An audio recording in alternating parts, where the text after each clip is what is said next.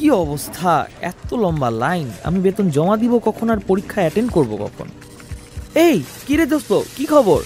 আরে তুই ভালো, তোর কি খবর? কোন রকম চলতেছে রে। শোন, আমার 2টা থেকে পরীক্ষা, এখন বাজে 12:10। তুই আমারটা সহ দিয়ে দিতে পারবি? আরে ভাই এইসব কি? আমরা এতক্ষণ থেকে লাইনে দাঁড়ায় আছি, উনি এখন পেছন থেকে এসে আরেকজনকে দিয়ে জমা দিয়ে দিচ্ছেন। এগুলো কি? এগুলো তো মানা যায় না। কি ভাই, মন মেজাজ খারাপ নাকি? চেহারাটা কেমন জানি কালো করে রাখছেন। আরে পরীক্ষা ছিল, ভালো হয় নাই। মনে করছিলাম পরীক্ষার আগে ঘন্টাখানেক প্রিপারেশন নিব। ব্যাংকে বেতন জমা দিতে গিয়ে আর পড়তেই পারলাম না। আপনি বাসায় যাবেন কখন? অন্যদিন তো 5টার দিকে বাইর হই, কিন্তু আজকে আপনাকে ওই বেতন জমার এন্ট্রি দেওয়া লাগবো। আজকে রাত 10টার আগে যাইতে পারবো না। কিরে পিচ্চি, কেমন আছিস? ভালোই, কিন্তু আজকে একটা পরীক্ষা ছিল। কেমন হচ্ছে?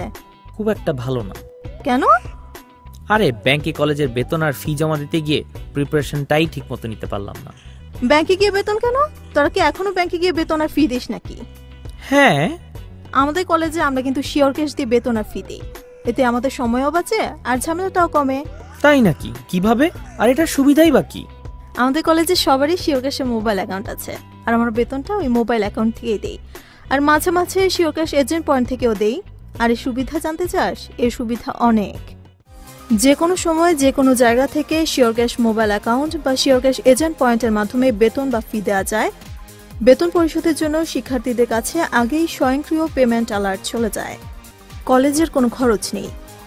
শিক্ষক ও কর্মচারীদের সময় বাঁচে এবং ঝামেলা কমে। কলেজ অথরিটি বা প্রিন্সিপাল স্বয়ংক্রিয়ভাবে একটি ডিটেইলড অনলাইন রিপোর্ট পেয়ে যান। শিক্ষা মন্ত্রণালয় অনুমোদিত।